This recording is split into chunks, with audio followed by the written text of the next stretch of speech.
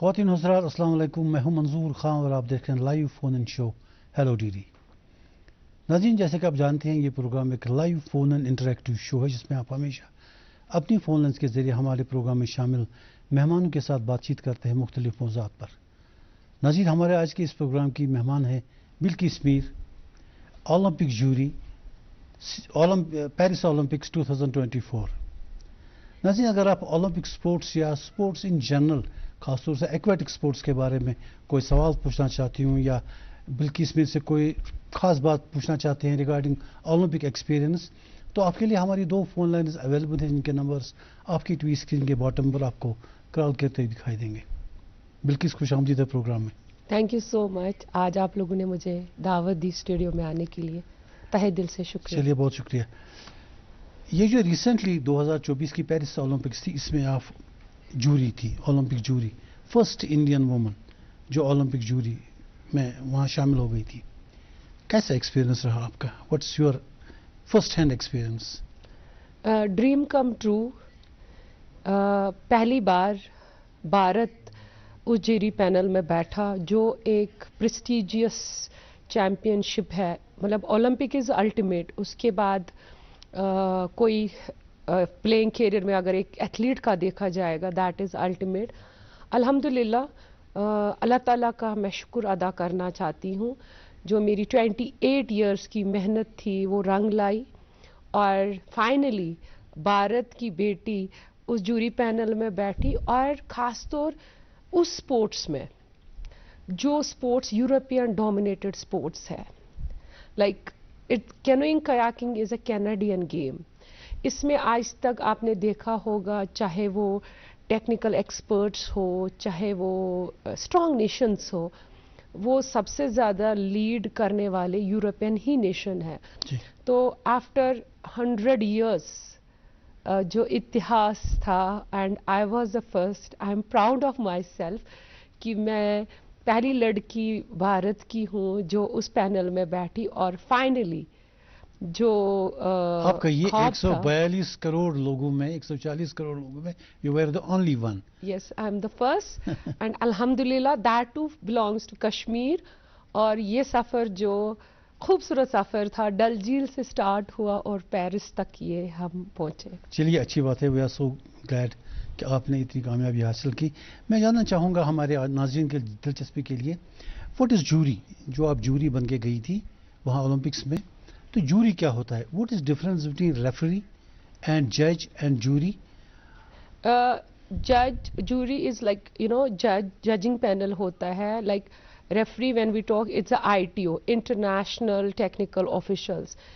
ये इसके लिए एक बाज़ाब्ता एक क्वालिफिकेशन होती है। आप जब एक जज बनते हो, जूरी बनते हो, क्राइटेरिया होना तो बहुत ज़रूरी है। बिकॉज जब मैं वर्ल्ड कप 2009 में कंट्री को रिप्रेजेंट किया as a athlete, I was the first women like from India जो K1 500 मीटर में मैंने हंगरी में पार्टिसिपेट किया, और जिसमें 100 कंट्रियों ने पार्टिसिपेट किया। वहाँ मैंने देखा फीमेल्स बहुत कम लीडिंग रोल में थी इस जूरी पैनल में, इन रेफरी पैनल्स में। फिर मैंने 2010 में एग्ज़ाम दिया। इसके लिए बाज़ाब्ता एक एग्ज़ाम होता है जी, इंटरनेशनल लेवल पे, वर्ल्ड लेवल पे।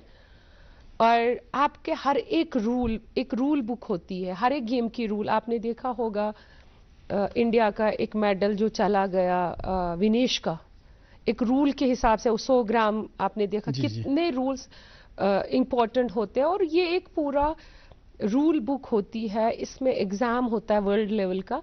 और जब आप उस एग्ज़ाम को क्वालिफाई करते हो, और मैंने ये हंगरी में ही क्वालिफाई किया था ये exam, and I was the best second जज। उसमें आपका थ्योरी का एग्ज़ाम होता है, रिटन एग्ज़ाम होता है, देन प्रैक्टिकल एग्ज़ाम होता है। उसके बाद आपको एक एक्रेडिशन मिलता है, एक लाइसेंस मिलता है एज अ ITO। अल्हम्दुलिल्लाह मैं पहली लड़की थी जिसने वो एग्ज़ाम क्वालिफाई किया था। और एशिया में हम 2 ही है, एक जापान से थी Mickey, and I was from India. अच्छा, ये जो मुझे याद आ गई, ये जो 100 ग्राम का मसला हो गया था अभी रिसेंट ओलंपिक्स में, उसका अल्टीमेट डिसीजन क्या हुआ था फिर? इसके बारे में तो काफी सारा ये हुआ था कि इसको कंसेशन दिया जाए क्योंकि डाइट वाइट में कुछ हो जाता है। विनेश ने सिल्वर मेडल हमारा पक्का था, बट रूल इज रूल। हर एक गेम का रूल होता है and we have to obey as a athlete, as a ITO, as a coach, we have to obey all the rules, because कोई भी स्पोर्ट्स हो उसमें रूल बहुत मायने रखता है। हमारा मेडल चला गया because of like it was heart breaking for all Indians. हमारी बेटी उस लेवल तक पहुंची और रात भर उसने जो कोशिश की कि ये 100 ग्राम कम हो जाए और मैं डाइट की कोई प्रॉब्लम हुई? डाइट एंड सी कहीं ना कहीं हमारी गलतियां तो है, चाहे वो सपोर्टिंग स्टाफ है, एथलीट बहुत प्रेशर में होता है, और that too when you talk about Olympics. उसके बाद सपोर्टिंग स्टाफ जो उनके साथ था उनको तो मेंटेन करना था ना उनका वेट। यस, मैं वही तो बोल रही हूँ, व्हाई दे आर देयर, वो उसी काम के लिए to check everything, because now as a Indian we have to be professionally very sound. हम एक एथलीट के 10 साल की मेहनत सिर्फ एक उससे हो गया, वो हमारे लिए हार्ट ब्रेकिंग था and I was very emotional that time. Bilkis, kayaking and canoeing जो गेम है ये ओलंपिक्स में 1924 में इंट्रोड्यूस हुआ था, पेरिस ओलंपिक्स में, और अब तब से 100 साल के बाद 2024 में जब आप गई थी वहाँ जूरी बन के, इट्स आफ्टर 100 years गैप कि वहाँ आप कायाकिंग एंड कैनोइंग की जूरी में थी। मैं जानना चाहूँगी जो जितने भी आपने इंटरनेशनल पार्टिसिपेशंस की, जूरी तो आप पहली बार इसमें थी, इससे पहले तो आप एथलीट थी उसमें, क्या आपको इम्प्रूवमेंट्स लगी? जैसे आप हंगरी गई, आप चाइना गई, ग्वांगझू, जैसे आपने अभी 100 years की जिक्र किया, और ये भी हमारे देश की हिस्ट्री में लिखा गया, even it was in current affairs also, कि 100 साल के बाद हम इंडिया भी जूरी पैनल में पहुंचा। और जहां तक आपने बात की ओलंपिक्स और बाकी टूर्नामेंट्स में कितना फर्क है, बिकॉज ओलंपिक्स इज अ, मैंने बोला it's a and, it's a and ultimate. इससे पहले मुझे ओलंपिक्स के लिए कैसे लिया गया, मैंने ये सफ़र, मैं पहले इंडोनेशिया में जो एशियन गेम्स हुआ आई वाज देयर, मैंने 2 वर्ल्ड चैंपियनशिप्स में जज किया, मैंने चाइना में एशियन गेम्स में as a referee chief finish जज थी मैं वहाँ।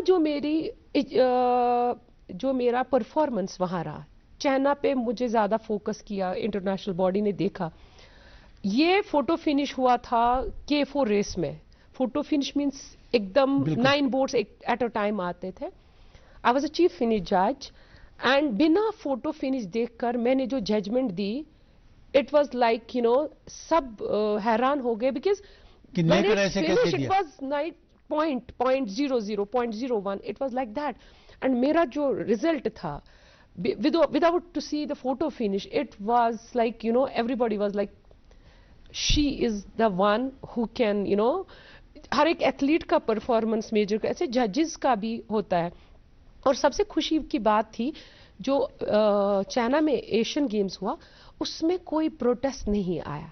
एक जजेस के लिए, एक टेक्निकल टीम के लिए ये किसी गोल्ड मेडल से कम नहीं होता है।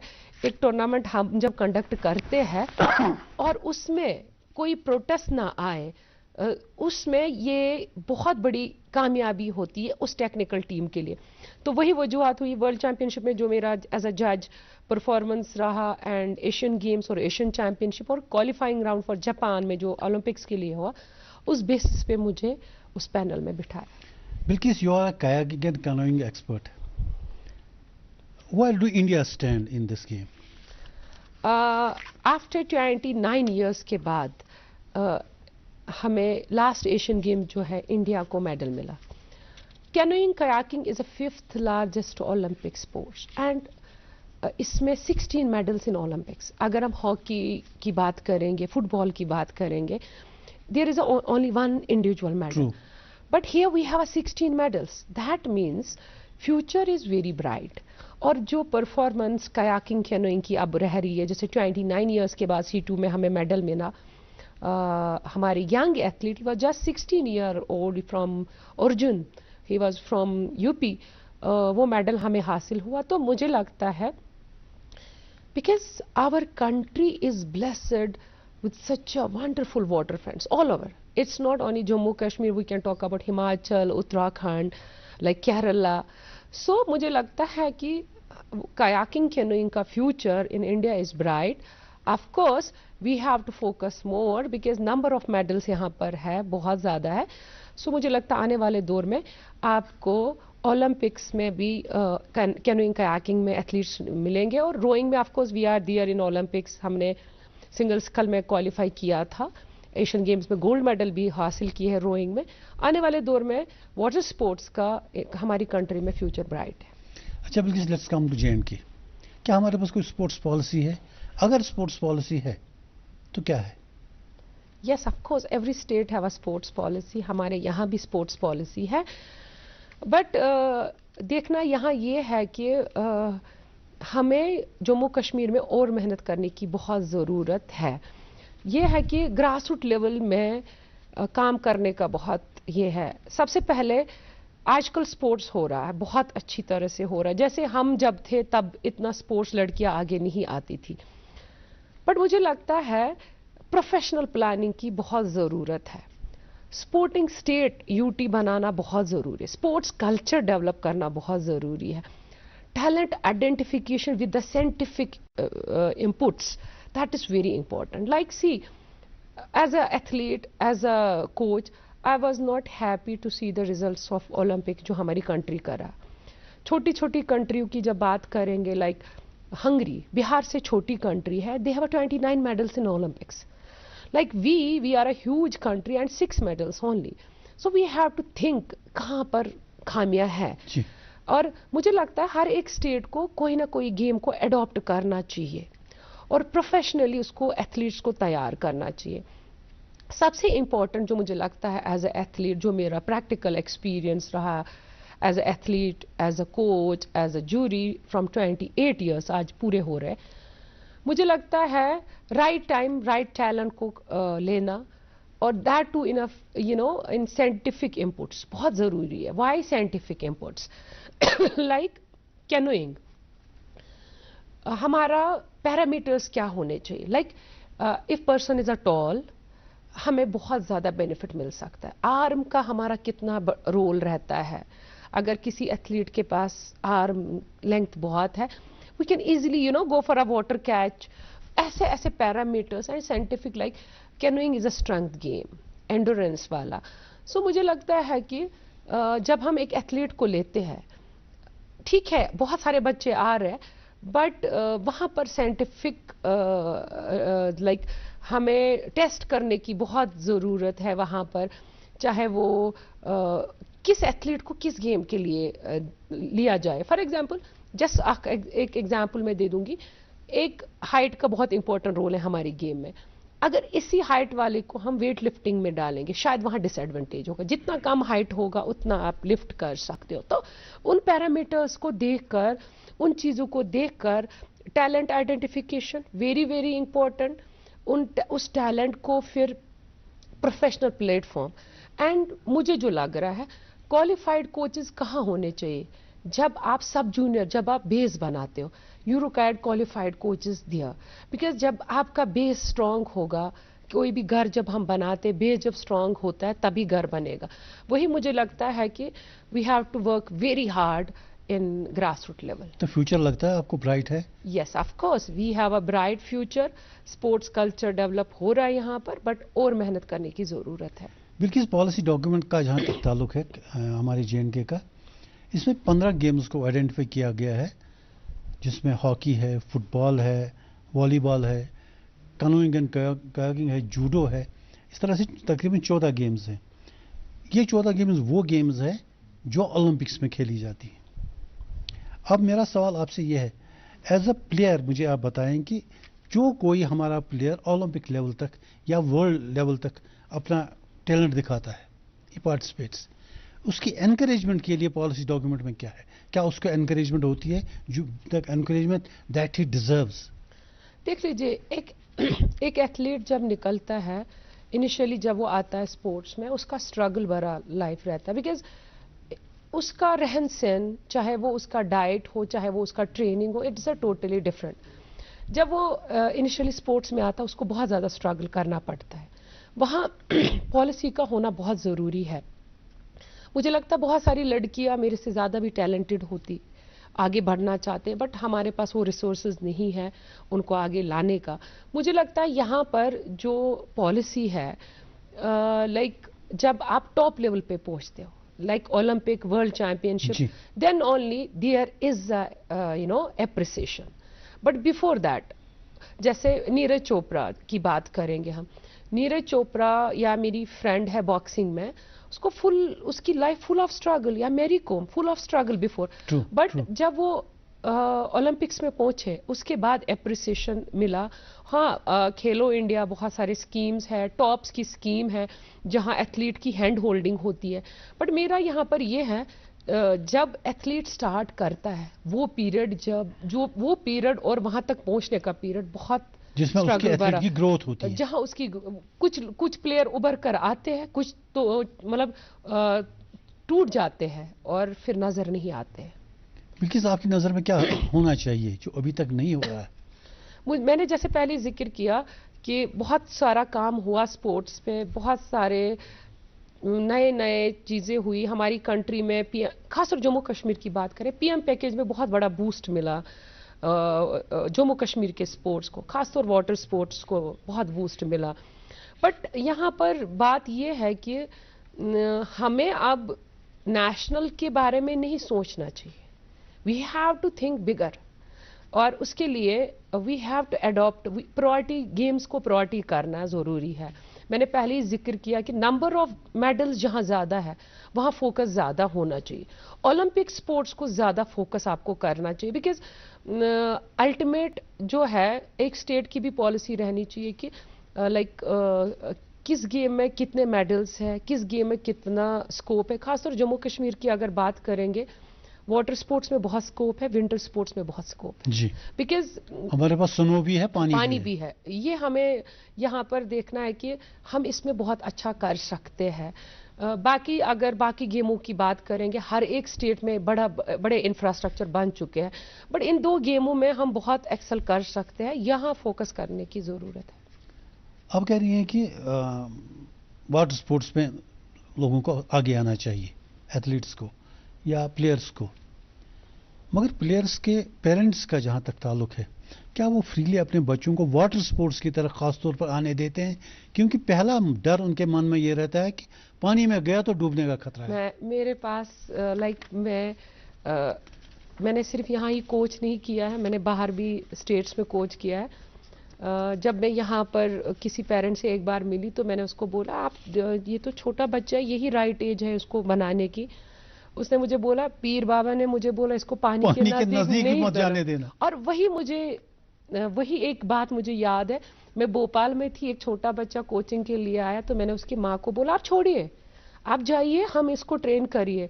वो बोल रही, पंडित जी ने बोला है पानी के नजदीक नहीं लाना है। बट अगर यही बात हम यूरोपियन नेशन में देखा जाएगा, वहां पर मैंने देखा 3 स्पोर्ट्स कंपलसरी है इन स्कूल। स्कूल बहुत इंपॉर्टेंट, फिजिकल एजुकेशन बहुत इंपॉर्टेंट रोल प्ले करते हैं। स्विमिंग पहले नंबर पे है, swimming, gymnastic and athletics, because जो सारे कंपोनेंट है एक एथलीट को जो चाहिए, जैसे आपका स्ट्रेंथ हर एक स्पोर्ट्स में चाहिए, एंडोरेंस हर एक स्पोर्ट्स में चाहिए, देन फ्लेक्सिबिलिटी हर एक स्पोर्ट्स में चाहिए। सो ये सारे कंपोनेंट्स वो कहाँ करते हैं बच्चों को ट्रेन? From school level. उसके बाद वो बच्चा अपने मन से कोई भी स्पोर्ट्स को अडॉप्ट कर सकता है। तो कहीं ना कहीं जो आपका सवाल था, आई एम फुली एग्री। अगर हमारे पास 100 बच्चे आएंगे वाटर स्पोर्ट्स में, 100 में आपके अगर एक भी बच्चा निकलता है, वो बहुत बड़ी अचीवमेंट है। और वाटर स्पोर्ट्स में आप जब ट्रेन करते हो, you required a huge logistic support, safety का देखना है। It is very challenging to train people in water sports. नहीं, ये सब तो ठीक है, लेकिन जब आपने शुरू किया था आपके पेरेंट्स ने आपको जाने दिया या आपको भी स्ट्रगल करना पड़ा? मेरा स्ट्रगल मेरे घर के दरवाजे से स्टार्ट हुआ। आई रिमेम्बर इनिशियल मेरा जब 1 महीने का कोचिंग में कर रही थी, मेरे घर वालों को पता भी नहीं था मैं स्पोर्ट्स में हूँ। जब उनको पता चला तो अच्छी खासी पिटाई भी हुई। एंड आई रिमेम्बर मैं विंटर्स में प्रैक्टिस के लिए जब जाती थी, मैं फेरन डाल के वो चप्पू जो हमारा होता अंदर लेकर, सो दैट आस पड़ोस ना देखे कोई ना, बिकॉज जब मैंने स्पोर्ट्स स्टार्ट किया तब स्पोर्ट्स कल्चर नहीं था, स्पोर्ट्स को दरबदरी की नजरे से देखते थे। True. तो मैं किसी को बोल भी नहीं पाती थी कि मैं स्पोर्ट्स पर्सन। अगर कोई बोलता था कि आप क्या करते हो, मैं बोलती थी मैं स्पोर्ट्स पर्सन हूँ। तो उनको लगता था ये कोई प्रोफेशन नहीं है, जबकि ये बाज़ाब्ता एक प्रोफेशन है, एक कैरियर है। एक आईएएस ऑफिसर या एक आईपीएस ऑफिसर अगर बनता है, या केएस या व्हाटएवर डॉक्टर बनता है, True. वो एक सोसाइटी में उसको जानते हैं। बट एक स्पोर्ट्स पर्सन पूरे वर्ल्ड में अपना नाम कमा सकता है। तो तब के ज़माने मुझे याद है कि यही बोलते थे कि भाई इसके अलावा क्या करोगे आप। और मेरे फैमिली को भी लगता था कि हमारी कि ये वक्त बेटी जाया कर रही है। का फ्यूचर डार्क है। बट अल्हम्दुलिल्लाह whatever I achieve today, it's because of my sports, like water sports, and Dal lake is lifeline for me. अच्छा, आप अभी कल आपने एक इवेंट किया डल लेक में, काफ़ी प्रेस वगैरह में भी आया और बहुत ज़बरदस्त इवेंट रहा। ये जो फीमेल एथलीट्स हैं, ख़ास तौर से इसमें कनो में या फॉरन एक्वेटिक स्पोर्ट्स में, कहता हूँ जनरल वाटर स्पोर्ट्स में, क्या फीमेल एथलीट्स सामने आ रहे हैं? Are they coming forward? आपने कल के इवेंट की बात की, आई वॉज सरप्राइज। 150 लड़कियां इस इवेंट में पार्टिसिपेट किया। 75 बोट्स की रेस हुई, 2 किलोमीटर रेस हुई, फ्रॉम कबूतर खाना टू घाट नंबर 19 ज़बर-1।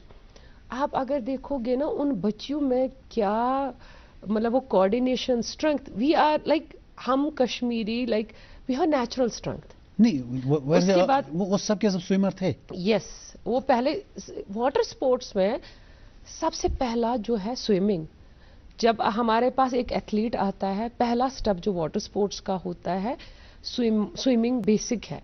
बिकॉज उसको अपने आप को स्विमिंग सिर्फ स्पोर्ट्स के लिए ही नहीं, एक आम आदमी भी इनकम्प्लीट है विदाउट स्विमिंग। मुझे लगता है हमारे मजहब में भी स्विमिंग होना चाहिए, सुन्नत है। और खासतौर जम्मू कश्मीर की जब बात करते हैं, हमारे इर्द गिर्द पानी ही पानी है, बट जब हम देखते हैं स्विमिंग बहुत कम लोग जानते हैं। बट इस पे हमें इट्स नॉट ओनली कि आप स्विमिंग सीख रहे हो एज अ स्पोर्ट्स, लाइक आप प्रोफेशनल स्विमर बनोगे, but it is a life saving skill. So for that we have to focus. अब यहाँ बात हुई कि वुमेन कितना आगे आ रहा है। आपको मैं बताना चाहती हूँ, कैनोइंग कयाकिंग में फ्रॉम लास्ट 4 years 100 से ज़्यादा मेडल्स हैं हमारे नेशनल लेवल पे। आपको खुशी होगी सुनकर, उसमें 50% जो मेडल्स हैं वुमेन ने हासिल किए। अभी जो SO12 है, जो अब SRO 34 SO12 में जो लड़की जो जॉब लगेंगे आउटस्टैंडिंग स्पोर्ट्स पर्सन, उसमें लगभग 80 बच्चे वाटर स्पोर्ट्स से हैं।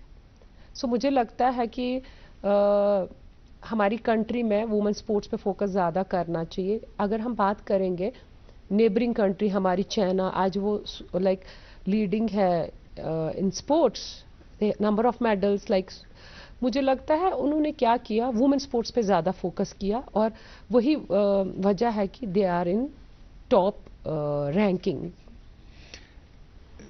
किसी भी बच्चे को स्पोर्ट्स की तरफ लाने के लिए टैलेंट सर्च की ज़रूरत है। वो जो एक स्लोगन है, कैच देम यंग। अब what is J&K doing in the area of talent search and training later on? देख लीजिए, आपने जो सही बोला is a technical point, catch them young, that's very very important. जैसे मैंने पहले ही बोला, टैलेंट आइडेंटिफिकेशन J&K बहुत अच्छा कर रहा है आगे। लाइक मैंने फिर से बोला, अब हमें नेशनल तक ही महदूद नहीं रहना चाहिए। We should have a more and more coaches, qualified coaches.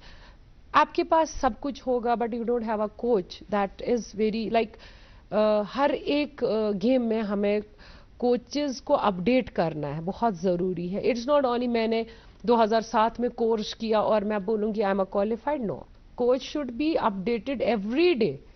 हर दिन नई इजाद स्पोर्ट्स में होती है। सो मुझे लगता है कि हमें फोकस करना चाहिए कोचेस एजुकेशन प्रोग्राम पे, हमें फोकस करना चाहिए स्कूल्स में, स्पोर्ट्स कितना compulsory, like sports should be a important subject, it should B not a last होना चाहिए इसको, चलो भाई आज अगर कोई नहीं आए तो स्पोर्ट्स करवा दो, no, it should be a important subject. जैसे हम इंग्लिश मैथ्स बाकी है, ये भी इतना इम्पॉर्टेंट सब्जेक्ट होना चाहिए। और दूसरा, स्पोर्ट्स से क्या फायदा है, आपका ओवरऑल डेवलपमेंट होता है एक चाइल्ड का। और आज आप देख रहे हो कि हमारे सोसाइटी में जो ड्रग्स का वबा फैला है, स्पोर्ट्स को हम अगर प्रायोरिटी बनाएंगे, स्पोर्ट्स इटसेल्फ इज अ नशा। अगर एक एथलीट को वर्कआउट करने का की आदत होगी, वो किसी भी गलत चीज को हाथ नहीं लगाएगा। तो अल्लाह ताला से दुआ करेंगे कि हमारे बच्चों को स्पोर्ट्स का नशा लगे, और जब आपका यूथ हेल्दी होगा, जब वो स्पोर्ट्स एक्टिविटी में इन्वॉल्व होते हैं, you can see their body language is totally different, their behaviour is totally different. क्योंकि स्पोर्ट्स में सबसे पहले डिसिप्लिन लाइफ होती है। आपको मॉर्निंग में 5 बजे उठना है, देन वही टारगेट स्टार्ट होता है एक। मुझे लगता है वहां पर हमें काम करने की जरूरत है, स्कूल लेवल पे, यूनिवर्सिटी लेवल पे। मैं आपसे बताना चाहती हूँ, मैंने जितने भी ओलंपियंस देखे, like I was in Paris, मैं बहुत सारे एथलीट्स, टॉप एथलीट्स के साथ मैंने इंटरेक्ट किया। जितने भी एथलीट्स वहां पर कंट्री को रिप्रेजेंट करते थे, वो यूनिवर्सिटी लेवल पे निकले थे। अच्छा। So we have to focus school पे, देन यूनिवर्सिटी लेवल पे फोकस करना चाहिए। फिजिकल एजुकेशन को बहुत इम्पोर्टेंट माना जाना चाहिए, और अल्टीमेट हमें प्रोफेशनल प्लेटफॉर्म, प्रोफेशनल प्लानिंग की जरूरत है। बिल्कुल। मेडल्स टैली में where do J&K stand? In last Asian Games we was quite good, but यही बोलते हैं ना कि हमें और चाहिए, क्योंकि मुझे लगता है जम्मू कश्मीर, अब हमारा अगर नेबरिंग स्टेट देखा जाएगा, हरियाणा के बच्चे आज देख लीजिए ओलंपिक्स में कितना अच्छा कर रहे हैं। अब शूटिंग, पहले तो हरियाणा में सिर्फ रेसलर्स आपको नजर आते थे या बॉक्सर्स नजर आते, अब देख लीजिए they are good in shooting also. तो हमें इंडिविजुअल स्पोर्ट्स को टारगेट करना है, और फिर उन इंडिविजुअल स्पोर्ट्स को प्रायोरिटी देना है। बिकॉज आप ओलंपिक स्पोर्ट्स और दूसरे नॉन ओलंपिक स्पोर्ट्स को एक ही उस तराजू में तोल नहीं सकते हो, बिकॉज यू हैव टू सी कि मतलब ये जो स्पोर्ट्स है इसका फ्यूचर कैसा है, because it's a long term planning. Olympics is not a one day game, like आप आज सोचोगे कल, इट्स किसी को 10 साल लगते हैं। True. है ना। तो मुझे लगता है अभी नेक्स्ट ओलंपिक आने वाला है, तो हमें आज से प्लानिंग करना है। तो वो जो हमारा नंबर ऑफ मेडल्स था, उसको तब हम इंक्रीज कर सकते हैं। और मुझे लगता है आने वाले दौर में जम्मू कश्मीर के बच्चों में टैलेंट की कमी नहीं है। हमारे बच्चे हर जगह, हर फील्ड में एक्सेल कर रहे हैं। It's not only sports. आप देख लीजिए हमारी बेटियां, खासतौर वुमेन जहां पर भी लीडिंग रोल में है, अब देख लीजिए कितना अच्छा कर रहे हैं। और मुझे कहीं ना कहीं लग रहा था पहले कि डिसीजन मेकिंग में लड़कियों को आना चाहिए, और आने वाले दौर में जो मुझे फील हो रहा है, जो मुझे लग रहा है, जिस हिसाब से स्पोर्ट्स कल्चर धीरे धीरे जम्मू कश्मीर में बढ़ रहा है। बल्कि स्पोर्ट्समैन जो, चाहे लड़की हो या लड़का हो, जो अच्छा करते हैं, चाहे किसी भी प्लेटफॉर्म पर करें, नेशनल लेवल पे करें, इंटरनेशनल लेवल पे करें, ग्लोबल लेवल पे करें, या ओलंपिक्स आप कहते हैं अल्टीमेट है एक स्पोर्ट्समैन की ज़िंदगी में, जो अच्छा करते हैं उनके लिए एक पॉलिसी है कि उनको फिर गवर्नमेंट स्पोर्ट्स क्राइटेरिया में, स्पोर्ट्स कोटा में जॉब्स फराहम करती है। But now my question is all together different. जिस स्पोर्ट्समैन को बहुत अच्छा करने के बाद, एक पीक पे पहुंचने के बाद मेडल मिला, ही गॉट नोन, उसके बाद उसे गवर्नमेंट ने जॉब दिया स्पोर्ट्स कोटा में, क्या वजह है कि वो फिर स्पोर्ट्स में नहीं रहता? ये सवाल, लाइक एक स्पोर्ट्स पर्सन को जब आप जॉब देते हो, बहुत इंपॉर्टेंट सवाल आपने मुझसे पूछा। एक स्पोर्ट्स पर्सन को जब आप जॉब देते हो, उसको आप जॉब इसलिए देते हो so that he can excel further, so that he can improve further. यहाँ तो उसे कहते हैं टेबल दे दिया भैया काम करो। अब यहाँ है कि मुझे लगता है यहाँ कहीं ना कहीं पॉलिसी होना बहुत ज़रूरी है। फॉर एग्जांपल, अगर कोई बच्चा गोल्ड लाता है नेशनल में, और उस वजह से उसको जॉब सिल्वर पे जॉब मिलता है जी, तो उसको हम बोलते हैं कि आपको मेडल, आपको जॉब इसलिए मिली बिकॉज हमें आपने मेडल दिलाया, सिल्वर मेडल दिलाया, बट हम आपको जॉब दे रहे हैं कि आपको गोल्ड लाना है। अगली बार अगर आपने नेशनल में गोल्ड लाया तो आपको एशियन चैंपियनशिप में जाना है। यही चाहिए। और उसके बाद उस क्योंकि एक एथलीट, बहुत सारे एथलीट्स मेरे साथ बहुत मेरे स्टूडेंट हैं, अभी उन्होंने जॉब को अडॉप्ट नहीं किया। एक बच्चे की हमारी जॉब इंडियन नेवी में लगने वाली थी, अर्जुन की, उसने अडॉप्ट नहीं किया। मैंने उससे पूछा भी कि बेटा क्यों नहीं कर रहे हो आप? बोला मैडम मैं खेलना चाहता हूँ, मैं देश को मेडल देना चाहती हूँ। जब मैं डिपार्टमेंट्स में जाऊंगा तो मुझे वहां पर वही करना है जो डिपार्टमेंट का मुझे काम होगा। कभी आपको छोड़ सकते हैं, कभी नहीं छोड़ सकते। मुझे लगता है यहाँ पर कहीं ना कहीं पॉलिसी होना बहुत ज़रूरी है कि एक जॉब की वजह से एक स्पोर्ट्स पर्सन का कैरियर नहीं छूटना चाहिए, बिकॉज एक स्पोर्ट्स पर्सन को जॉब सिर्फ उसके स्पोर्ट्स की वजह से मिलता है जी। या तो उसको इतना ये दे दो कि he can further help to develop that particular sports, ये, या तो ऐसा होना चाहिए कि अगर उसको आप जॉब दे रहे हो उसको आप टू फर्दर एक्सेल करने के लिए दो। तो जो ये यहाँ पर आपका सवाल, it's very important, we have to think कि एक पर्सन अगर स्पोर्ट्स पर्सन को जॉब दे रहे, ओलंपियंस को, बहुत सारे हमारे कंट्री में जॉब, जैसे परसों ही आपने वो पैरा एथलीट का इंटरव्यू सुना होगा, he is a sub inspector in income tax, I think, yes, he said कि मैं कभी गया ही नहीं बट मुझे अब जाना है। मुझे लगता कभी कभी ऐसा भी मोड आता है कि कहीं कभी स्पोर्ट्स पर्सन को समझते हैं डिपार्टमेंट में, कभी नहीं समझ पाते हैं, तो बहुत सारे स्पोर्ट्स पर्सन्स का प्लेइंग कैरियर छूट भी गया। बल्कि स्पोर्टिंग कंट्रीज जो हैं, जो लीडिंग है यूरोप में, उनमें अमेरिका है, जर्मनी है, फ्रांस है, इटली है, और भी कुछ कंट्रीज हैं जो यूरोपियन बेल्ट में हैं। सिमिलरली एशिया पैसिफिक में चाइना है, इंडिया है। इंडिया तो खैर अभी इमर्ज कर रहा है, रशिया है, या फॉर साउथ कोरिया है। ये तो स्पोर्टिंग, क्योंकि ये काफ़ी सारे मेडल लेते हैं इसलिए they are known as sporting countries. India को आपको क्या लगता है when we are going to be known as sporting country? देखो, जिस हिसाब से पॉलिसीज बने, आपने देखा होगा लाइक स्पोर्ट्स कल्चर होना बहुत ज़रूरी है। जैसे यूरोप में क्या है, अगर एक फैमिली, क्योंकि कल्चर कहाँ से डेवलप होगा, इट्स नॉट ओनली कि गवर्नमेंट तक ही, लाइक स्पोर्ट्स कल्चर घर से स्टार्ट होना बहुत ज़रूरी। मैंने ये कहाँ देखा, यूरोपियन नेशन में, जब उनका वीकेंड स्टार्ट होता है, जब वो जाते हैं कहीं पर, वो पर्टिकुलर फैमिली, चाहे वो फादर हो, मदर हो, सन, डॉटर हो, वो एक स्पोर्ट्स को अडॉप्ट करके उस पर्टिकुलर वीकेंड में खेलेंगे, whether it is swimming, running, जाएंगे तो चारों जाएंगे। वो कल्चर अभी मिसिंग है हमारे। या अगर कयाक में है तो उसको साथ ही लेके जाएंगे। No, I will tell you one thing, I have so many examples from Hungary, because Hungary, Germany are the strong nations in kayaking, canoeing. पहले वहां क्या देखा, जैसे एक मोहल्ला होता है ना, मैंने वहां उस मोहल्ले में पर्टिकुलर, मानो कि आप ये एरिया रखो राजबाग में, अभी जहां हम अभी प्रेजेंट है, इस राजबाग एरिया में मैंने कम से कम 20 क्लब्स देखे, कैनोइंग के 20 क्लब्स। आप देखो वहां सोसाइटी डेवलप कर रही है with your personal kayaks. Yes, with your personal kayaks.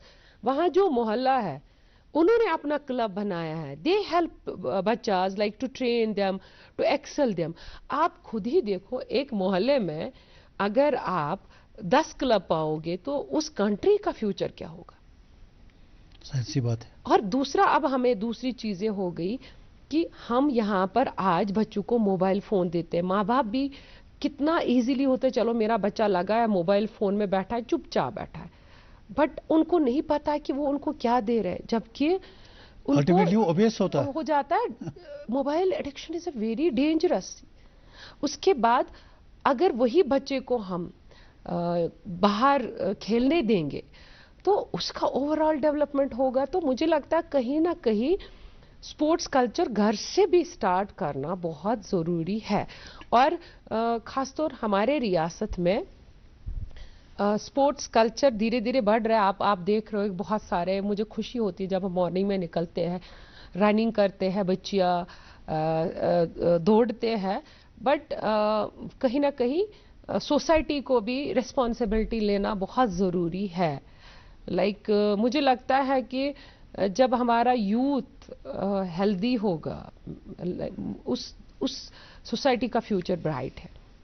आपको लगता है कि नेशनल और इंटरनेशनल लेवल पे कुछ पॉलिसी चेंजेस ऐसी होनी चाहिए जिससे एक एथलीट को भी फायदा हो और सपोर्टिंग इंडस्ट्री को भी, क्योंकि स्पोर्ट्स में इंडस्ट्री का इन्वॉल्वमेंट डायरेक्ट है। देख लीजिए, हम उनकी प्रॉफिटेबिलिटी इन्वॉल्व है इसमें, क्योंकि कयाक बनाने वाली इंडस्ट्री जो है, जो कयाक्स बनाती है, अगर कयाक्स को डेवलप नहीं किया जाएगा तो इंडस्ट्री बैठ जाएगी। देख लीजिए, मुझे लगता है यहाँ पर गवर्नमेंट का ही रोल नहीं है। जैसे बड़े बड़े इंडस्ट्रीज लाइक बाकी चीज़ें आप देख रहे हो, हंगरी में मैंने देखा या मैंने यूरोप में देखा। जैसे हमारे यहाँ बेट्स लाइक वॉलीबॉल या कुछ लिए ना, वहाँ पर तो ऐसे ही डिस्प्ले आपके कयाक्स रखे हैं। अब ये मानने हैं कि लाइक उस चीज को कैसे आप डेवलप कर रहे हो। लाइक देख लीजिए, परसों हमारा यहाँ लेजेंड्स लीग हुआ जी, कितना जुनून था। एंड एक ओलंपिक्स का कंडक्ट करने का क्या ये होता, उस देश की इकोनॉमी पे भी बहुत फायदा होता है, उसका इंफ्रास्ट्रक्चर डेवलप होता है। मैं आपको एक छोटी सी एग्जांपल दे दूंगी। परसों हमने पोखरेबल में एक डिस्ट्रिक्ट लेवल चैंपियनशिप करी। वहाँ पर एक जो हमारा कश्मीरी ट्रेडिशनल मसाल, जिसको बोलते मसाल रोटी, वो बेचारा मुकदुम साहब के पास बैठा था एक बंदा। मैंने उसको बोला, भैया आप आ जाओ मेरे साथ, वहाँ पर चैंपियनशिप होने जा रही है, आप आ जाओ, बिक्री हो जाएगी। आप यू डोंट बिलीव, वो बंदा 9:30 बजे आया और 10 बजे तक पूरा उसका स्टॉक खत्म। एंड स्पोर्ट्स बहुत सारे चीजें लाइक इट्स लाइक आपने बोला, अगर हम कयाक को डेवलप नहीं करेंगे, कयाकिंग स्पोर्ट्स को डेवलप नहीं करेंगे, कितने लोगों का इसमें, जैसे जो फैक्ट्रीज होती है जो बनाते हैं, तो बहुत सारा उसमें ये असर पड़ता है। और मुझे जहां तक लग रहा है आने वाले दौर में हमारे देश में, जो मुझे लग रहा है कि जिस हिसाब से we have now 5-6 centre of excellence, Kerala में है, हमारा भोपाल में है, तो अब बच्चे धीरे धीरे खुद अपना पैडल खरीदने लगे, खुद अपना बोट खरीदने लगे। धीरे धीरे वो कल्चर डेवलप हो रहा है। और वो कहाँ से होगा? वो हमारे सोसाइटी से होगा। मोहल्ला वाला जो क्लब बनेगा, मोहल्ला वाला जब टीम बनेगा, that there we have to develop this kind of culture. अच्छा, ये जो कयाकिंग का कैनोइंग गेम है, क्या इसको हम माने कि ये डेंजरस गेम है? क्योंकि इसमें ड्राउनिंग और हाइपोथैलेमिया का भी खतरा रहता है, क्योंकि ठंडा पानी है। अगर ठंडे पानी में कोई गया तो हाइपोथैलेमिया के भी चांसेस हैं। इसीलिए हम खतरों के खिलाड़ी माने जाते हैं। पानी में हर एक की बस की बात नहीं है। ऑफ कोर्स, मैंने जैसे पहले ही जिक्र किया, water sports require a huge logistic support. It is not like you will make kayak canoe players, इतना आसान नहीं है। पानी गर्म नहीं है, पानी ठंडा है। बहुत ठंडा है। इसीलिए वाटर स्पोर्ट्स के जो एथलीट्स है all over world, they are different, they are unique and they are the heroes. Like आपको मैं एक किस्सा बताऊंगी। मैं ताजिकिस्तान गई टीम लेकर। मेरे बच्चों ने जो प्रैक्टिस किया था वो किया था भोपाल में, महेश्वर में। जब मैं टीम लेकर वहां चली गई तो पानी बिल्कुल सोनमर्ग जैसा। अब खुद अंदाजा लगा सकते हो आप कि एक साउथ के बच्चे को सोनमर्ग के पानी में प्रैक्टिस करना कितना मुश्किल होगा। बट मैंने उन बच्चों का हौसला देखा, उनका विल पावर देखा। 1% हमें नहीं लगा कि ये उस टेम्परेचर से आए। तो इसीलिए एक एथलीट जो होता है वो एक स्ट्रगल भरी कहानी से गुजरता है, और जब लास्ट में आप उसको पोडियम पे देखते हो वो इतना आसान नहीं होता। उसके पीछे बहुत ज़्यादा स्ट्रगल, बहुत ज़्यादा सेटबैक्स, फेलियर्स, बट वो गिरता है उठता है, गिरता है उठता है। जब सारी दुनिया सोती है वो जागता है और वो ख्वाब देखता है उस पोडियम का। लाइक एथलीट की सुबह 4 बजे, जो हाई परफॉर्मेंस वाले एथलीट, उनकी सुबह 4 बजे होती है, जो सारे लोग सोते हैं, और वो उस टारगेट के लिए लड़ता है। तो I salute all my athletes really. उनकी लाइफ जो होती है, जिन स्ट्रगल, जिन उनकी पर्सनल लाइफ डिस्टर्ब होती है, और वो सिर्फ उस पे फोकस करते हैं कि मेरा देश का झंडा ऊंचा रहे। तो रियली इतना आसान नहीं है एथलीट बनना जितना लोगों को लगता है जब वो पोडियम तक पहुंचता है। आप ठंडे पानी की बात कर रहे हैं कि खासतौर से पानी के वाटर स्पोर्ट्स के साथ जो एथलीट्स डील करते हैं, चाहे स्विमर हों, चाहे कनो में हों, कयाकिंग में हों, लेकिन कुछ एक्सपर्ट्स का ये भी कहना है कि kayaking and canoeing is a simple, ये कोई इतना डेंजरस मामला नहीं है। वो कहते हैं इसमें क्या चाहिए, एक कयाक चाहिए, एक लाइफ जैकेट चाहिए, एक हेलमेट चाहिए, बस सेफ्टी के लिए वो चल पड़े। नहीं सर, कायाक में बैलेंस करना ही एक मुश्किल है। इट्स नॉट अ लाइक आप जो बात करते हैं, बहुत सारे लोगों का ये कॉन्सेप्ट है कि बोटिंग इट्स नॉर्मल, कोई भी जा सकता, पाइडल कर सकता। पहले उस बोट में बैठना चैलेंज है। It's just 12 kg boat, 12 kg kayak में जो हल्की सी जुम्बी से तो गिर जाता है जी। अगर हम वाइल्ड वाटर की बात करेंगे, जब हम जो सोनमर्ग में होता है, पहलगाम में होता है जी। आपने देखा भी होगा, जब उसका कैप्साइज होता है वो रोल करके उस पानी से बिल्कुल वापस अपनी पोजीशन में आता है। उसमें ट्रेन करना सालों साल लगते हैं जी। और जिस हिसाब से आपने बोला इट्स नॉट सिंपल गेम, और इसीलिए आपको नंबर ऑफ एथलीट्स अगर यहाँ कम भी मिलते हैं but they are a unique. ये बहुत टफ गेम है, इसमें बैलेंस करने में ही हमें महीनों लग जाते हैं, बेसिक सिखाने में ही, एक बोट को कैरिंग, लॉन्चिंग एंड बैलेंस करने में ही। ये जो कनोइंग और कयाकिंग का है, इसके जो डिजाइनर्स होते हैं, कैनो डिजाइनर्स जिनको कहते हैं, कि जो गेम के लिए रूल्स वगैरह फिक्स करते हैं, इसके लिए कोई फिक्स रूल्स नहीं जैसे हमारे क्रिकेट, हॉकी, फुटबॉल में फिक्स रूल्स हैं। Do you keep changing rules इसमें? सर, इसमें जो सारे रूल्स जो ओबे होते हैं that is international canoe federation, जैसे आपके बीसीसीआई है या इंटरनेशनल फुटबॉल फेडरेशन है, वैसे ही हमारा इसमें है। आप देख लीजिए हर ओलंपिक्स में बोर्ड के डिज़ाइन में चेंज होता है, और आप देख लीजिए K1 जिसमें सिंगल बंदा बैठता है इट्स 12 kg, 12 kg। अगर 12 kg से कम आपको बोट, उसमें कभी क्या होता है, कभी आपका वही 100 ग्राम वाली बात आई कभी बोट का वेट करते तो उसमें थोड़ा सा कम वेट होता है, तो उसमें फिर हम वेट डालते हैं। मैं आपको एक किस्सा बताऊंगी, इंडिया डिस्क्वालीफाई क्यों हुआ एक इवेंट में। हमारा C2 उन्होंने वेट डाला था, उसमें थोड़ा वेट कुछ ग्राम्स थे, उसमें डाल के जब आप रेस लड़कर आए, वो बच्चे बोट कंट्रोल होता है, जहां हमारा बोट का पहले वेट होता है, जब बोट जाता है वापस आता है, वापस होता है, यानी हर प्लेयर के पास एक फिक्स्ड वेट का बोट होता है 12 kg का। 12 kg उसका 12 kg अगर किसी बोट का कम वजन होता है तो उस बोट को ऐड करते हैं। उसके बाद जब अर्जुन और दूसरा बंदा हमारा आया C2 लेकर, उन्होंने बोट को ऐसे उठाया, अभी वेट नहीं किया, तो उन्होंने ऐसे करके वो वेट पानी में चला गया। जब उनको जजेस के पास लाया गया उस बोट को, उसमें वही ग्राम, क्योंकि वो पानी में चला गया, तो इंडिया डिस्क्वालीफाई हुआ। सो आप खुद ही अंदाजा लगा सकते हो कि टेक्निकली इस गेम में एक एक चीज कितना इंपॉर्टेंट है। There is a proper boat control, there is a proper starting point, there is a proper finish जजेस who monitor everything. That's very very like important. ये जो global experts of canoeing and kayak कहते हैं, ये एनविजेज करते हैं इसकी growth को वर्ल्ड लेवल पे, कहते हैं it's growing at the rate of 9.5%।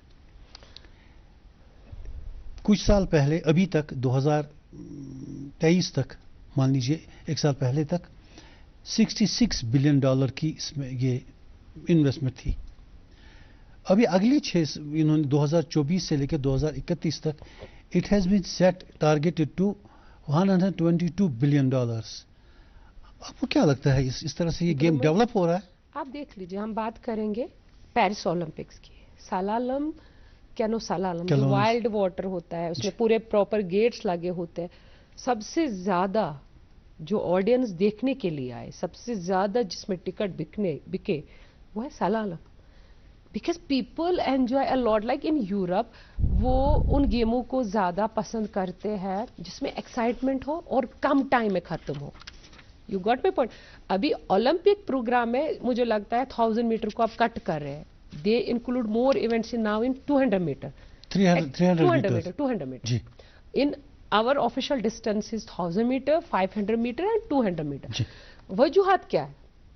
Audience ज्यादा अट्रैक्ट हो, व्यूवरशिप जिस स्पोर्ट्स की ज्यादा, उसकी ग्रोथ, उसकी स्पॉन्सरशिप। मैं अगर कहीं भी जाऊंगी आज मेरे गेम को लेकर, तो सबसे पहले अगर मैं किसी स्पॉन्सर के पास जाऊंगी, ही विल टेल कितना व्यूवरशिप है आपकी गेम का। सो अल्हम्दुलिल्लाह, जैसे आपने मुझे ये सवाल पूछा, कैनोइंग कयाकिंग की वर्ल्ड में व्यूवरशिप, ऑडियंस बहुत बढ़ रहे हैं। इसीलिए इंटरनेशनल कैनो फेडरेशन ने एक्सट्रीम सलालम लाया इस ओलंपिक्स में, वो ऐड हो गया। उससे क्या हो गया कि एक्साइटमेंट ज्यादा है। लाइक एक जो ऑडियंस है वो स्टार्ट भी देख रहे हैं और फिनिश भी देख रहे हैं। और अब 1000 मीटर्स इवेंट्स को जैसे कम कम करके 200 मीटर पे ला रहे हैं। 200 में क्या होता है, इट जस्ट 30 सेकेंड। आप जो ऑडियंस है उसमें एक्साइटमेंट और बढ़ गई। तो मैंने जो ओलंपिक्स में देखा, we are lucky enough and I am proud, I belong to such a beautiful sports जहां ऑडियंस बहुत ज्यादा देखने आए। क्योंकि ऑडियंस का रहना और ऑडियंस का स्पोर्ट्स में इन्वॉल्व होना बहुत बहुत मायने रखता है। मैं सबसे रिक्वेस्ट करूंगी, अगर आप किसी स्पोर्ट्स पर्सन को हेल्प नहीं कर सकते हो और किसी स्पोर्ट्स को हेल्प नहीं कर, मगर एक लाइक और एक व्यू जरूर करिए, सो दैट उस स्पोर्ट्स में आगे उसका फ्यूचर बने। अच्छा, ये जो कयाकिंग एंड कैनोइंग है, इसके लिए किस तरह का पानी आपको प्रेफरेबल लगता है? काम वाटर्स या फास्ट फ्लोइंग स्ट्रीम्स? देखो, we have two type. Olympics में 2 तरह के इवेंट्स हैं। मैं जो एथलीट जिसकी रही, that is a flat water, जो डल लेक, स्टिल वाटर। और जो कैनो सलालम है, दैट इज वाइल्ड वाटर। उसमें जैसे सोनमर्ग में हमारा ट्रैक 200 मीटर का ट्रैक, 250 का ट्रैक बनता है, उसमें 21 गेट्स लगते हैं। अपस्ट्रीम, डाउनस्ट्रीम आपको उन गेटों को पार करके जाना है। कितने गेट्स होते हैं? 21 गेट्स। 21 गेट्स जैसे आपने स्कीइंग में देखा, में होता है, सलालम स्कीइंग में होता है। हमारा पानी में होता है, उनका बर्फ में होता है। और ये जो हमारा फ्लैट वाटर वाला इवेंट है, इसमें स्ट्रेट कोर्स होता है, जैसे डल में है। उसमें the official distance is 1000 metre, 500 metre and 200 metre. और इसमें सबसे ये है कि आजकल जैसे मैं अभी इस साल गई उज़्बेकिस्तान, समरकंद, आर्टिफिशियल कोर्स बना हुआ है। Then I visit Tokyo Olympics का जो वेन्यू था, there was a qualification round हमारा टोक्यो में, artificial course. Then I visit Paris, artificial course. Bazabta, it is not only you have a lake and you will start and you will dreaming like you will have a Olympic games here, no. वहां पर full फ्लज वो Olympic stadium होता है water sports का। मैं exactly आपसे आगे यही सवाल पूछना चाहता था, in addition to water infrastructure में क्या होना चाहिए? आई वॉज लकी एनफ कि जैसे आप कहते हैं आर्टिफिशियल कोर्सेज बनाए हैं, दैट मीन्स एक आर्टिफिशियल कैनाल बनाई होगी उन्होंने। बिल्कुल मैं उसी पे आना चाहती हूँ। मैंने पहले ही जिक्र किया कि canoeing require a huge logistic support. It's not only you have a lake and you will say कि we will hold world championship, नहीं पॉसिबल है। जो मैं इस साल मेरे लिए बहुत इंपॉर्टेंट साल रहा, मैं एक वर्ल्ड चैंपियनशिप में गई और फिर उसके बाद मैं क्वालिफाइंग राउंड में भी गई और ओलंपिक्स में भी गई। मैंने क्या ऑब्जर्व किया, it's a stadium, full fly stadium. जैसे हमारा बख्शी स्टेडियम है, वहां पर आज क्रिकेट, पहले तो फुटबॉल का ही है वो, फुटबॉल पूरा आपका सिटिंग अरेंजमेंट्स है, ऑडियंस का पूरा ख्याल है। Then there is a resting rooms for athletes, same is with in canoeing kayaking, there is a stadium. Like आपका पार्किंग से लेकर आपका रेस्टिंग रूम से लेकर हर एक कंट्री का एक अलग बोट रखने की जगह, उसके बाद मेडिकल फैसिलिटी, उसके बाद फिनिशिंग टावर, उसके बाद पूरा बोट कंट्रोल, जो बहुत बैकबोन माना जाता है वाटर स्पोर्ट्स का। उसमें भी pre boat control, post boat control, then start line और automatic starts. Like you have आप वो ब्लॉक होता है, उसमें बोट फिक्स होता है, जैसे आप उसमें प्रेस करता है स्टार्टर तो आपकी टाइमिंग स्टार्ट होती है। एंड एंड इंडिया की परफॉर्मेंस जो हमारा क्वालिफाइंग राउंड था जो जापान में हुआ, वो जुहात एक चीज भी रही कि हमारे कंट्री में आज भी ऑटोमेटिक स्टार्ट मशीन नहीं है। आई वॉज अ कोर्स जज, मैं कोर्स में थी, मैं वो फील कर रही थी कि इंडिया का जो बच्चा है उसमें वो नर्वसनेस थी, because he and she was not a familiar true उसमें, क्योंकि when you talk about high performance competition, एक एथलीट का उन इक्विपमेंट्स के साथ फेमिलियर होना बहुत जरूरी है। वो ऑलरेडी एथलीट बहुत प्रेशर में होता है, तो मुझे लगता है कि how it's very important and but मैं जब वापस भी आई, मैंने एक प्रपोजल भी दिया है कि हम कैसे बना सकते हैं। मुझे लगता है मध्य प्रदेश स्टेट अभी आगे आई है सलालम कोर्स बनाने के लिए, और soon we will have such kind of courses, and of course it will definitely help us to reach in to excel in highest level, that is Asian Games and Olympics. Bilkis Kashmir की बेटी हैं आप, इतनी ऊंचे ओलंपिक लेवल तक पहुंची हैं, यहाँ क्या आप चाहती हैं, यहाँ होना नहीं चाहिए? ऑफ कोर्स मैं तो चाहूंगी, देखो मेरे लिए मैंने पहले यहाँ तो हमने यही रखा है, डल लेक है मैंने या सोनमर्ग है, इसी में करो। मैंने पहले ही जिक्र किया, Dal lake is life line for me. मुझे बहुत सारे जगह जॉब भी आया। ऑडियंस कहाँ देखेगी ये गेम? वही यहाँ कश्मीर में वो हमें प्लान करना जरूरी है, बिकॉज मुझे जो नजर आ रहा है जम्मू कश्मीर के लिए वाटर स्पोर्ट्स एक प्रायोरिटी गेम होना चाहिए, होगा भी। अच्छा। क्योंकि मुझे लगता है कि जितना नेचर ने हमें दिया, जितना कुदरत ने हमें दिया, we are blessed, and that too it is a high altitude. High altitude में जब आप ट्रेनिंग करते हो, फॉर एग्जाम्पल एंड्योरेंस लेवल कुछ और ही होती है। आप जैसे, मैं भोपाल से हूँ, मध्य प्रदेश से, जस्ट एग्जाम्पल जी, आप यहाँ प्रैक्टिस कर रहे हो और मैं मध्य प्रदेश में प्रैक्टिस करती हूँ, आपका परफॉर्मेंस ज्यादा होगा मेरे से, बिकॉज आप हाई ऑल्टीट्यूड में ट्रेनिंग कर रहे हो। आप देख लीजिए, आई वॉज इन उज्बेकिस्तान, वो तो 6 महीने हाई ऑल्टीट्यूड में ट्रेनिंग करते हैं। सो अगर हमारे पास है, सिर्फ हमें उसमें प्रोफेशनल प्लेटफॉर्म बनाना है। ऑफ कोर्स लाइक मेरा ड्रीम है, मेरा ख्वाब है कि यहाँ पर भी वैसा कोर्स बने जिसमें हम Asian championship, world championship hold करें, और मुझे लगता है कि फ्यूचर ब्राइट होगा इंशाल्लाह। बिल्कुल, 2 तरह के पानी होते हैं, soft water and salt water. Salt water होता है शोर लाइन के पास, जहाँ सी समंदर है।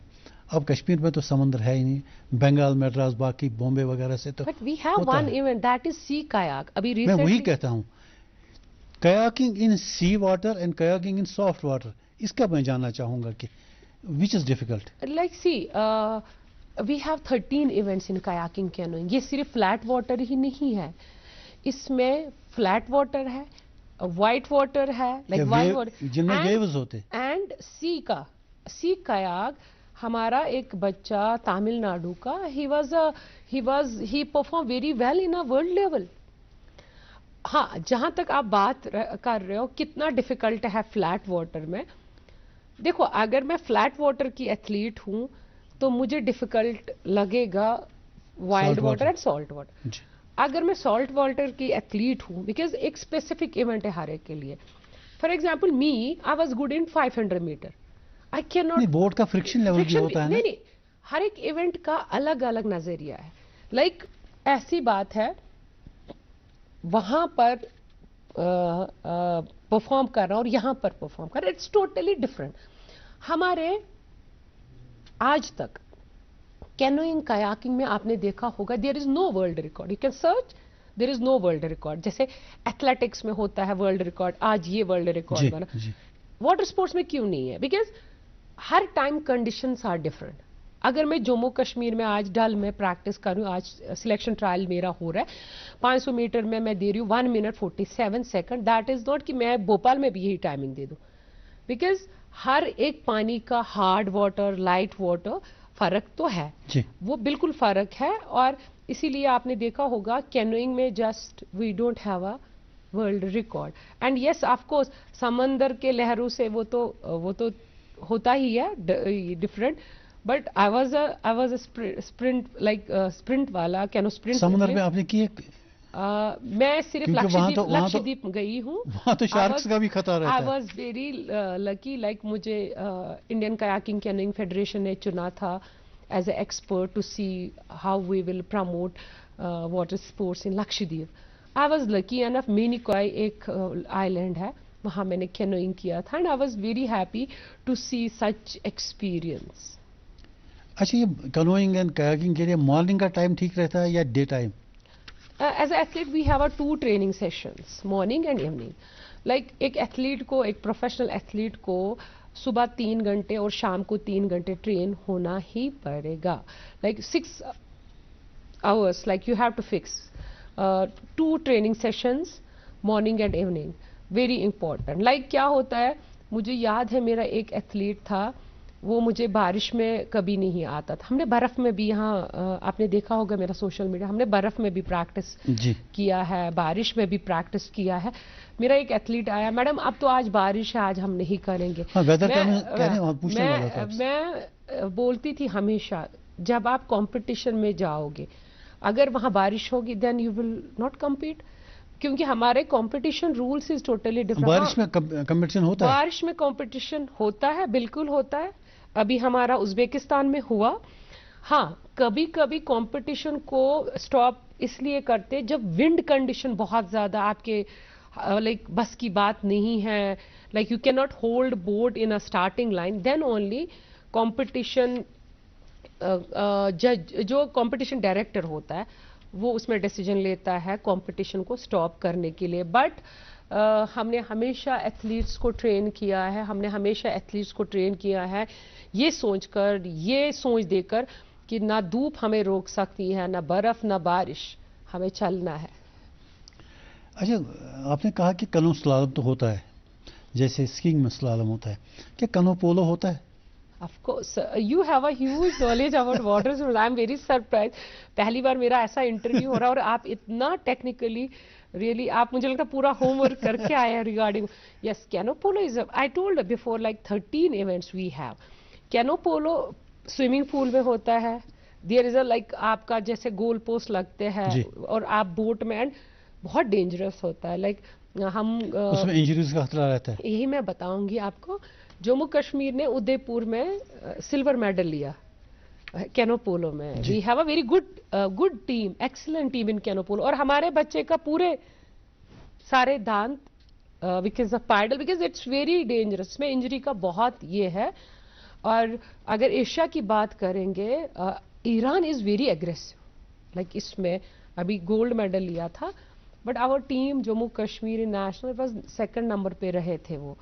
तो कैनो पोलो एक एक्साइटेड गेम है and it's like you no, जब आप इसको वॉच करते हो तो जो ऑडियंस होते हैं वो भी कभी ऐसा करते, हम भी स्पोर्ट में ये करें। बहुत डिफरेंट इवेंट है कैनो पोलो। कुछ डिसएडवांटेजेस होते हैं इसमें कयाक्स को हैंडल करने में, जैसे एक लंबी कयाक होती है जिसमें नहीं, इसमें बाज़ाब्ता, क्योंकि उसको रखने के लिए भी जगह चाहिए, it's heavy also, like professional kayaks, it's 12 kg का हमारा K1 होता है, ठीक है, तो एक आदमी के लिए, एक आदमी के लिए 30 kg हमारा K4 होता है जो 4 बैठते हैं। इसमें बाज़ाब्ता टेक्निक होती है कैरिंग एंड लॉन्चिंग, जिसमें हमें कम से कम 10 दिन लगते हैं बच्चे को सिखाने में कि how to carry and launch this boat in water. Then उसके बाद इसमें बैठना कैसे है, तो इसका बाज़ाब्ता एक टेक्निक के साथ इसको उठाते, इसमें आम इंसान इसको उठाकर नहीं कर सकता है, इट्स वेरी डिफिकल्ट। एक आखिरी सवाल पूछना चाहूंगा आपसे, छोटा सा जवाब चाहिए मुझे। अगर कैनोइंग करते हुए कैनो टॉपल हुआ, क्या आदमी कैनो से बाहर पानी में चला जाता है? यस, क्योंकि इसमें आपका जो कहीं फिक्स, रोइंग में तो बिल्कुल शूज होते हैं, बंधे हुए थे, बट कयाक में जब कैप्साइज होता है वो एकदम बाहर निकलता है। बिल्कुल, थैंक यू सो मच, आप हमारे प्रोग्राम में तशरीफ लाई, आपने अच्छी बातें बताई। थैंक यू सो मच, बहुत शुक्रिया, थैंक यू। Thank you. और नाज़रीन, इसके साथ ही हमारे आज के प्रोग्राम का वक्त खत्म होता है, इजाजत दीजिए, खुदा हाफिज।